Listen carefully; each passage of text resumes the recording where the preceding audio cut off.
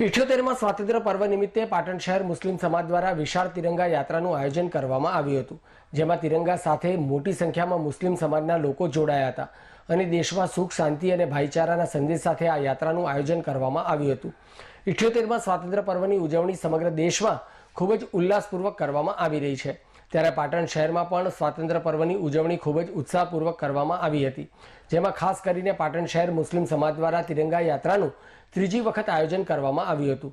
દેશમાં સુખ, શાંતિ અને ભાઈચારો હંમેશા બન્યો રહે તેવા ઉદ્દેશ્ય સાથે આ યાત્રાનું આયોજન કરવામાં આવ્યું હતું।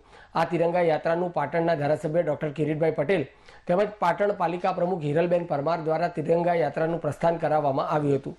યાત્રામાં મુસ્લિમ સમાજના આગેવાનો સહિત નાના ભૂલકાઓ અને વયવૃદ્ધ સૌ કોઈ હાથમાં તિરંગો લહેરાવતા યાત્રામાં જોડાયા હતા। તો આ યાત્રામાં ભાજપ, કોંગ્રેસના હોદ્દેદારો પણ જોડાઈ સર્વધર્મ સંભાવનાની ભાવના પ્રગટાવી હતી। આ યાત્રા ગંજીપીરથી ખાસ દુવા પેઢીને પ્રસ્થાન પામી હતી અને જે શહેરના વિવિધ જાહેર માર્ગો પર દેશભક્તિના ગીતો સાથે પસાર થવા પામી હતી। આઝાદી પૂર્વ પાટણ શહેર મુસ્લિમ સમાજ તરફથી આ કાર્યક્રમનું ત્રીજા વર્ષથી છે, આ 2 વર્ષથી કર્યું, આ ત્રીજા વર્ષનું આયોજન છે।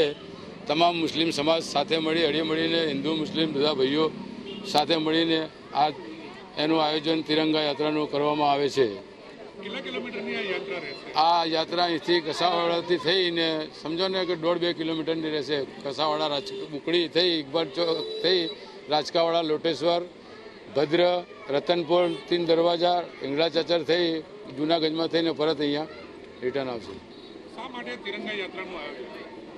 આ મુસ્લિમ સમાજનું આઝાદી પૂર્વનું જે ઉત્સાહ અને મુસ્લિમ સમાજને જે ગર્વ છે, અમને આના માટે તિરંગા યાત્રાનું અમે આ દર વર્ષે રેલીનું આયોજન કરીએ છીએ। આજે 78માં સ્વાતંત્ર્ય દિન પ્રસંગે મુસ્લિમ સમાજ દ્વારા તિરંગા યાત્રાનું આયોજન કરવામાં આવ્યું છે। જે પણ લોકોએ આયોજન કર્યું એને શુભેચ્છા પાઠવું છું। ભારતની આઝાદીની ચળવળની અંદર ભારત દેશ સ્વતંત્ર થયો એની અંદર મુસ્લિમ સમાજનું મોટું યોગદાન રહેલું છે।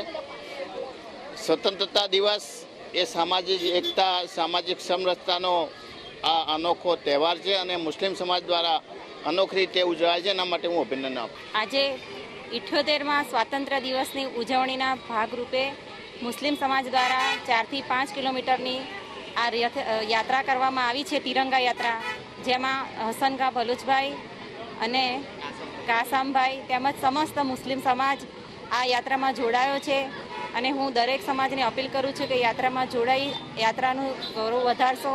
આ એક દેશનો એક સારો એવો મેસેજ જશે અને બીજું કે દરેક સમાજમાં હિન્દુ રાષ્ટ્ર હોવાનો આ એક સારો એવો અભિગમ છે। દરેક લોકો આ સ્વાતંત્ર્ય દિવસની ખૂબ ઉત્સાહપૂર્વક ઉજવણી કરે અને હું આ સમાજનો ખૂબ ખૂબ આભાર માનું છું કે આ પ્રોગ્રામમાં મને આવવાની અને મને મારું સન્માન કરી એ બદલ ખૂબ ખૂબ આભાર।